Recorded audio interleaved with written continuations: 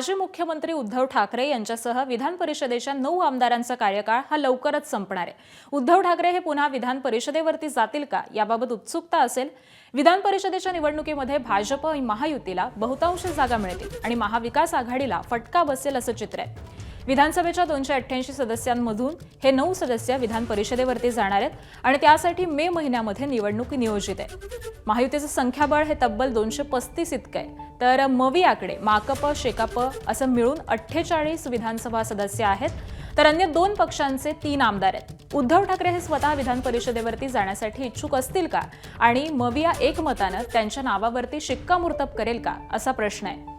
ठाकरेंच्या सेनेकडे 20 विधानसभा सदस्य आहेत। त्यांनी राज्यसभेच्या एका जागेसाठी काँग्रेस किंवा शरद पवार गटाच्या उमेदवाराला पाठिंबा दिला तर ठाकरे विधान परिषदेवरती जाणार असा त्याचा अर्थ हा देखील निघू शकेल।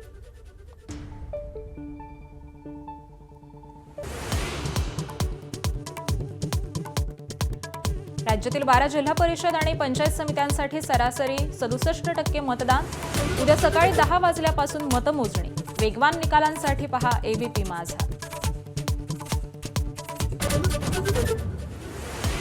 भारतात राहणारे सारे हिंदू आणि मुस्लिम वेगळे नाहीत। सरसंघचालक मोहन भागवतांचा पुनरुच्चार। भाषा भूषा भवन भजन आणि भोजन कुटुंबियांनी जपलं पाहिजे असा उपदेश। मुख्यमंत्री देवेंद्र फडणवीस आज नाशिक आणि अहिल्यानगरच्या दौऱ्यावर ओझरच्या विमानतळाच्या नव्या टर्मिनलचं भूमिपूजन करणार, तर सुप्यामध्ये टॉरल इंडिया या कंपनीचा फडणवीसांच्या हस्ते शुभारंभ।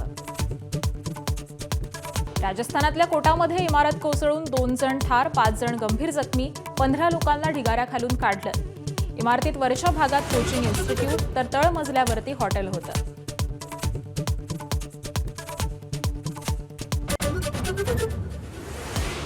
केरळ सरकारनं बिगर हिंदूंना मंदिर प्रवेशावरची बंदी काढून टाकण्याचा विचार करावा असा केरळ उच्च न्यायालयाचा राज्य सरकारला सल्ला।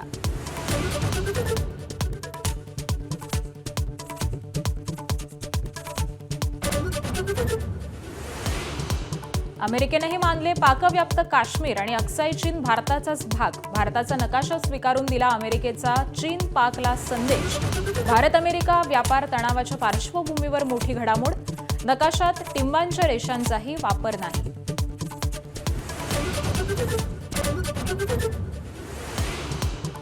भारत अमेरिका व्यापार कराराचे तपशील जाहीर। मार्चमध्ये करारावर सह्या झाल्यानंतर अंमलबजावणी।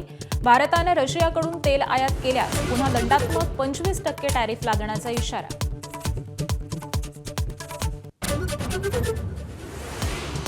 गजानन महाराजांचा आज 148वा प्रकट दिन सोहळा। शेगाव नगरीमध्ये भक्तांचा मेळा। मंदिराला आकर्षक विद्युत रोषणाई।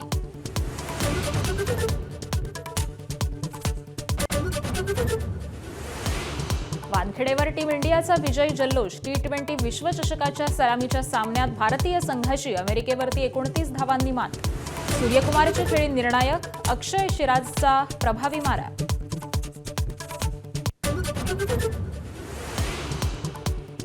विश्वचषक जिंकल्यानंतर युवा भारतीय क्रिकेट संघ आज मुंबईत क्रिकेटप्रेमी संघाचं जल्लोषात स्वागत करणार। भारतानं 6व्यांदा अंडर-19 विश्वचषकावरती नाव कोरलं।